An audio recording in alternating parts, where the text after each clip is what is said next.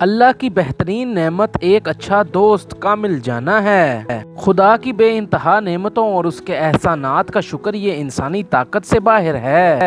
جو بندہ خدا کی بخشی ہوئی دولت میں سے خدا کے بندوں کا حق نہیں نکالتا، اس کا مال ناپاک ہے اور مال کے ساتھ اس کا نفس بھی ناپاک ہے۔ سخی کو سخاوت کرتے وقت جو خوشی ہوتی ہے اس کا اندازہ بخیل کبھی نہیں کر سکتا۔ کسی کتے کے آگے ہڈی ڈالنا سخاوت نہیں، یہ فعل اس صورت میں سخاوت ہوتا ہے جب اس ہڈی کی ہمیں بھی اتنی ہی اشتہار ہوتی جتنی کہ کتے کو۔ زندگی ایسے گزارنی چاہیے کہ کہانی لکھنی پڑ جائے تو کچھ چھپانا نہ پڑے۔ اچھی زندگی کا مقصد دوسروں کی زندگی میں خوشیاں لانا ہے۔ زندگی ایک تہوار صرف داناؤں کے لیے ہے۔ جو لوگ زندگی کو مقصد فریضہ سمجھ کر گزارتے ہیں وہ کبھی ناکام نہیں ہوتے۔ خود کو پہچانے بغیر زندگی بسر کرنا بے وقوفی اور جہالت ہے۔